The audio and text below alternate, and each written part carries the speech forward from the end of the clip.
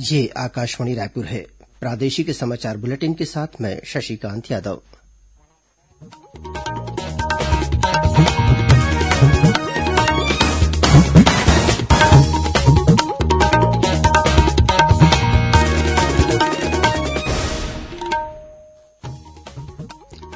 और अब पेश है आज के मुख्य समाचार। केंद्रीय मंत्रिमंडल ने अगले 5 महीनों के लिए प्रधानमंत्री गरीब कल्याण योजना के अंतर्गत अतिरिक्त खाद्यान्न उपलब्ध कराने को मंजूरी दी।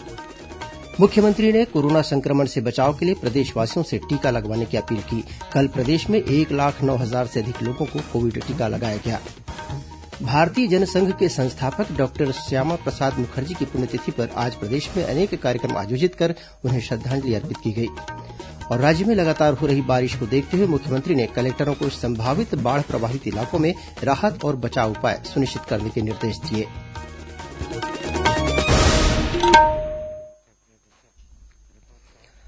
देशभर में 18 वर्ष से अधिक आयु के सभी लोगों के लिए सरकारी केंद्रों में निःशुल्क टीकाकरण अभियान चलाया जा रहा है। आपसे अपील है कि कोविड रोधी टीका जरूर लगवाएं। कोरोना महामारी के प्रति कोई भी लापरवाही न बरतें। जब तक आवश्यक न हो घर से बाहर न निकलें और इन आसान उपायों का पालन करें। मास्क लगाएं, 2 गज की सुरक्षित दूरी बनाए रखें, बार बार हाथ धोएं और चेहरा साफ रखें। लोगों को कोविड से संबंधित जानकारी देने और उनके मार्गदर्शन के लिए राष्ट्रीय हेल्पलाइन कार्यरत है। छत्तीसगढ़ के लिए हेल्पलाइन नंबर है 104 और 0771 2235 साथ ही राष्ट्रीय हेल्पलाइन नंबर है 1075। अब समाचार विस्तार से। केंद्रीय मंत्रिमंडल ने प्रधानमंत्री गरीब कल्याण योजना के चौथे चरण के तहत 5 और महीनों के लिए अतिरिक्त अनाज के आवंटन की मंजूरी दे दी है। राष्ट्रीय खाद्य सुरक्षा अधिनियम के तहत इस वर्ष जुलाई से नवंबर के बीच प्रत्यक्ष लाभ अंतरण के अंतर्गत आने वाले लाभार्थियों को प्रति व्यक्ति हर महीने 5 किलो अनाज मुफ्त दिया जाएगा। इस फैसले से 81 करोड़ 35 लाख लोगों को अतिरिक्त खाद्यान्न मिलेगा। केंद्र सरकार इस योजना के लिए पूरा खर्च वहन करेगी और राज्यों तथा केंद्र शासित प्रदेशों को कोई योगदान नहीं देना होगा। गेहूं या चावल लेना है, इसका फैसला खाद्य और सार्वजनिक वितरण विभाग करेगा। मुख्यमंत्री भूपेश बघेल ने कोरोना संक्रमण से बचाव के लिए प्रदेशवासियों से टीका लगवाने की अपील की है। उन्होंने कहा है कि वर्तमान परिस्थितियों में टीका ही कोरोना से बचाव का सबसे प्रभावी उपाय है। श्री बघेल ने लोगों से स्वयं और अपने परिजनों को टीका लगवाने के साथ ही दूसरे लोगों को भी टीकाकरण के लिए प्रेरित करने को कहा है। मुख्यमंत्री ने यह भी कहा है कि कोरोना की दूसरी लहर अब शांत हो चुकी है। संक्रमण दर मात्र 1% के आसपास रह गई है। राज्य में आर्थिक गतिविधियां फिर से तेज हो रही हैं। बाजारों में रौनक फिर से लौट रही है। इन सबके बीच हमें यह नहीं भूलना चाहिए कि कोरोना का प्रकोप कम जरूर हुआ है, लेकिन खत्म नहीं हुआ है। वहीं रायपुर कलेक्टर सौरभ कुमार ने भी कोरोना संक्रमण की रोकथाम के लिए लोगों से टीका लगवाने की अपील की है। कलेक्टर ने कहा कि टीकाकरण के लिए किसी भी समुदाय या समाज के 100 या इससे अधिक लोगों की सूची मिलने पर उस क्षेत्र में टीकाकरण के लिए प्राथमिकता से टीम भेजी जाएगी। इस बीच प्रदेश में कोरोना टीकाकरण का कार्य जोर शोर से जारी है। कल प्रदेश में 1,09,000 से अधिक लोगों को कोविड टीका लगाया गया। इधर प्रदेश में 18 से 44 आयु वर्ग के जिन व्यक्तियों ने 20 जून तक सीजी टीका पोर्टल से पंजीयन कराकर टीके की पहली डोज ली है, वे उसी पोर्टल से प्रथम डोज का सर्टिफिकेट प्राप्त कर सकते हैं।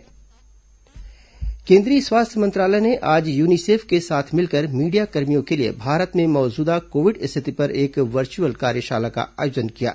इस कार्यशाला में पत्रकारों के साथ ही पीआईबी, दूरदर्शन समाचार और आकाशवाणी के वरिष्ठ अधिकारियों ने भाग लिया। कार्यशाला को संबोधित करते हुए केंद्रीय स्वास्थ्य सचिव राजेश भूषण ने कहा कि कोविड-19 के खिलाफ जारी युद्ध में जन सामान्य को सूचित और शिक्षित करने की सबसे बड़ी जिम्मेदारी मीडिया पर है। उन्होंने कहा कि कोविड टीकाकरण अभियान को तीव्र गति से चलाने के साथ ही लोगों को कोविड अनुरूप व्यवहार अपनाने के लिए भी लगातार प्रेरित करना जरूरी है। इस अवसर पर स्वास्थ्य मंत्रालय के संयुक्त सचिव लव अग्रवाल ने कोरोना संक्रमण की रोकथाम में सामुदायिक भागीदारी पर जोर दिया। उन्होंने कहा कि केंद्र और राज्य सरकारें स्वास्थ्य सुविधाओं को बढ़ाने के लगातार प्रयास कर रही हैं। साथ ही टीकाकरण अभियान भी तेज गति से चलाया जा रहा है, लेकिन कोरोना संक्रमण को पूरी तरह से तभी रोका जा सकता है जब लोग सार्वजनिक स्थानों में फेस मास्क लगाए रखें, नियमित अंतराल में हाथ धोने और भीड़भाड़ वाली जगहों पर जाने से बचने जैसे उपायों का लगातार पालन करते रहें। प्रधानमंत्री नरेन्द्र मोदी कल टॉयकेथॉन 2021 के प्रतिभागियों से वीडियो कॉन्फ्रेंसिंग के जरिए बातचीत करेंगे। टॉयकेथॉन का उद्देश्य भारत में खिलौना उद्योग को बढ़ावा देना है। देश भर से लगभग 1,20,000 प्रतिभागियों ने टॉयकेथॉन के लिए 1,700 से अधिक विचार प्रस्तुत किए हैं। इनमें 1,567 विचारों को 24 जून तक आयोजित होने वाले 3 दिवसीय ऑनलाइन टॉयकेथॉन ग्रैंड फिनाले के लिए चुना गया है।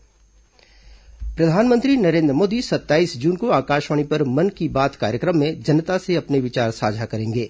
मन की बात कार्यक्रम की यह 78वीं कड़ी होगी। प्रधानमंत्री ने कार्यक्रम की आगामी श्रृंखला में लोगों को उन विषयों पर अपने विचार साझा करने के लिए आमंत्रित किया है जिनके बारे में उन्हें बात करनी है।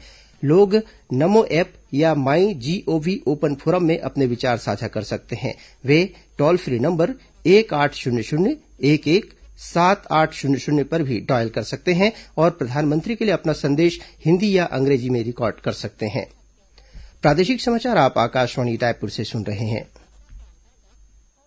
छत्तीसगढ़ की खबरों से है आपका वास्ता और खबरों की विश्वसनीयता से है हमारा वास्ता। आकाशवाणी समाचार रायपुर के प्रादेशिक समाचार बुलेटिन के साथ ही हमारे समसामयिक कार्यक्रम आप रेडियो के अलावा अपने मोबाइल पर भी सुन सकते हैं। आकाशवाणी समाचार फेसबुक, ट्विटर और यूट्यूब पर भी उपलब्ध है। हमारा Facebook page Chhattisgarh news on AIR, Twitter handle CGAIR news और हमारा यूट्यूब चैनल है छत्तीसगढ़ AIR न्यूज। तो अब रेडियो के साथ ही आपके मोबाइल के जरिए भी हम पहुंच रहे हैं आप तक। छत्तीसगढ़ की हर खबर के लिए सुनते रहिए आकाशवाणी समाचार। और अब आगे बढ़ते हैं बाकी के समाचारों की ओर।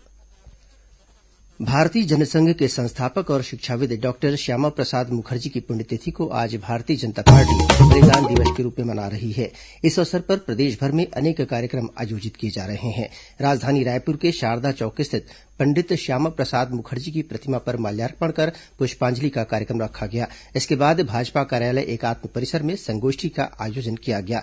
इस कार्यक्रम में भाजपा के राष्ट्रीय महामंत्री और राज्यसभा सांसद दुष्यंत कुमार गौतम मुख्य वक्ता के रूप में शामिल हुए।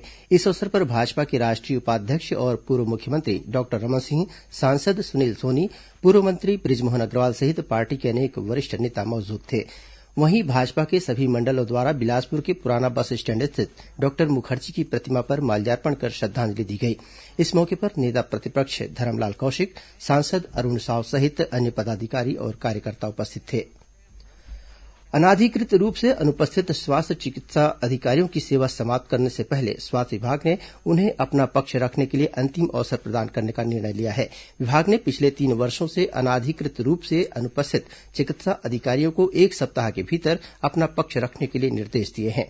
जो डॉक्टर अगले 1 सप्ताह में अपना पक्ष प्रस्तुत नहीं करेंगे, उन्हें सेवा से पृथक करने की कार्रवाई की जाएगी। भारतीय मौसम विभाग ने कहा है कि देश में इस वर्ष मानसून के दौरान अब तक 31% से अधिक बारिश हुई है। मौसम विभाग के मुताबिक 21 जून तक 13.78 मिलीमीटर बारिश दर्ज की गई, जो सामान्य से 10.05 मिलीमीटर अधिक है। आकाशवाणी से बात करते हुए भारतीय मौसम विभाग के महानिदेशक ने कहा कि पश्चिमी विक्षोभ के कारण पश्चिमी हिमालयन क्षेत्र और उत्तर पश्चिमी इलाकों में अगले 5 दिनों में तेज बारिश की संभावना है। मौसम विभाग ने छत्तीसगढ़ सहित ओडिशा, पश्चिम बंगाल, सिक्किम, झारखंड और बिहार के कई इलाकों में अगले 5 दिनों में तेज बारिश होने का अनुमान लगाया है। इस बीच छत्तीसगढ़ में अगले 24 घंटों के दौरान हल्की से मध्यम वर्षा होने तथा गरज चमक के साथ छींटे पड़ने की संभावना है। वहीं प्रदेश के 1-2 स्थानों पर भारी वर्षा और आकाशीय बिजली गिरने की चेतावनी भी दी गई है। सरगुजा और बिलासपुर संभाग के अधिकांश क्षेत्रों में बारिश हो सकती है।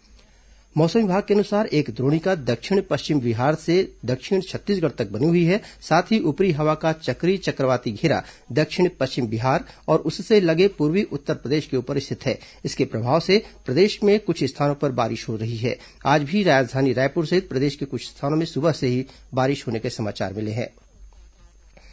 इस बीच प्रदेश में हो रही लगातार बारिश को देखते हुए मुख्यमंत्री भूपेश बघेल ने सभी जिला कलेक्टरों को संभावित बाढ़ प्रभावित इलाकों में राहत और बचाव के उपायों की व्यवस्था सुनिश्चित करने के निर्देश दिए हैं। उन्होंने कहा कि बाढ़ की स्थिति में किसी भी तरह की विपरीत स्थिति से निपटने के लिए पूरी सतर्कता बरती जाए। साथ ही निचले और संभावित बाढ़ प्रभावित इलाकों में आपदा प्रबंधन दल को भी मुस्तैद रखा जाए। मुख्यमंत्री ने कहा कि नदी नालों के जल स्तर पर लगातार निगरानी रखकर इसकी जानकारी कंट्रोल रूम में दी जाए। श्री बघेल ने कलेक्टरों को बाढ़ से प्रभावित क्षेत्रों में स्कूलों और नजदीक के भवनों में अस्थायी राहत शिविर की व्यवस्था सुनिश्चित करने के निर्देश दिए हैं। कोरबा जिले के कटघोरा वन मंडल के एतमानगर परिक्षेत्र में इन दिनों करीब 40 हाथियों का दल विचरण कर रहा है। मिली जानकारी के अनुसार इनमें से 7 हाथियों का दल मानिकपुर गांव के पास डेरा जमाया हुआ है। इन हाथियों ने बीती रात बरहा ढांड और मानिकपुर गांव में घुसकर 3 मकानों को क्षतिग्रस्त कर दिया, जिसकी वजह से ग्रामीण दहशत में है। वन विभाग ने ग्रामीणों को हाथियों से सतर्क रहने की सलाह दी है। कबीरधाम जिले में आज 2 माओवादी ने पुलिस के समक्ष आत्मसमर्पण कर दिया। इन माओवादियों के पास से 10 लाख रुपए नगद और 400 कारतूस बरामद किए गए हैं। मिली जानकारी के अनुसार बीते दिनों इन माओवादियों को पुलिस ने सर्चिंग के दौरान मध्यप्रदेश की सीमा से लगे जंगल से गिरफ्तार किया था। कोविड जांच में ये माओवादी संक्रमित पाए गए थे, जिनका इलाज कबीरधाम जिला अस्पताल में चल रहा था। ठीक होने के बाद दोनों माओवादियों ने पुलिस के समक्ष आत्मसमर्पण कर दिया। अंतर्राष्ट्रीय योग दिवस पर आयोजित वर्चुअल योग मैराथन में सर्वाधिक पंजीयन के लिए छत्तीसगढ़ को golden book of world record में शामिल किया गया है। गौरतलब है कि प्रदेश में वर्चुअल योग मैराथन में हिस्सा लेने के लिए 10,41,000 से अधिक लोगों ने ऑनलाइन पंजीयन कराया था। अब कुछ अन्य खबरें संक्षिप्त में। राज्यपाल अनुसुईया उइके, मुख्यमंत्री भूपेश बघेल और विधानसभा अध्यक्ष डॉक्टर चरणदास महंत ने कबीर जयंती के अवसर पर प्रदेशवासियों को बधाई और शुभकामनाएं दी हैं। राज्यपाल ने कहा है कि भक्तिकाल के महान कवि के साथ साथ संत कबीर समाज सुधारक भी थे। इसके साथ ही राज्यपाल और मुख्यमंत्री ने रानी दुर्गावती के बलिदान दिवस पर उन्हें नमन किया है। राज्यपाल ने कहा कि रानी दुर्गावती का पूरा जीवन समाज के लिए प्रेरणादायी है।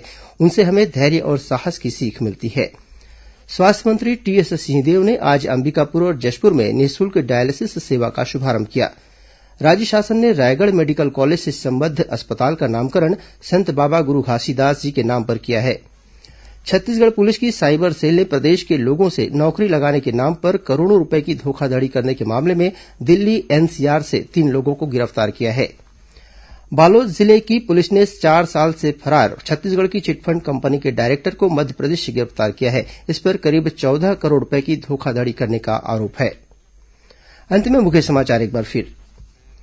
केंद्रीय मंत्रिमंडल ने अगले 5 महीनों के लिए प्रधानमंत्री गरीब कल्याण योजना के अंतर्गत अतिरिक्त खाद्यान्न उपलब्ध कराने को मंजूरी दी। मुख्यमंत्री ने कोरोना संक्रमण से बचाव के लिए प्रदेशवासियों से टीका लगवाने की अपील की। कल प्रदेश में 1,09,000 से अधिक लोगों को कोविड टीका लगाया गया। भारतीय जनसंघ के संस्थापक डॉक्टर श्यामा प्रसाद मुखर्जी की पुण्यतिथि पर आज प्रदेश में अनेक कार्यक्रम आयोजित कर उन्हें श्रद्धांजलि अर्पित की गई। और राज्य में लगातार हो रही बारिश को देखते हुए मुख्यमंत्री ने कलेक्टरों को संभावित बाढ़ प्रभावित इलाकों में राहत और बचाव उपाय सुनिश्चित करने के निर्देश दिए। इसी के साथ प्रादेशिक समाचार बुलेटिन समाप्त हुआ।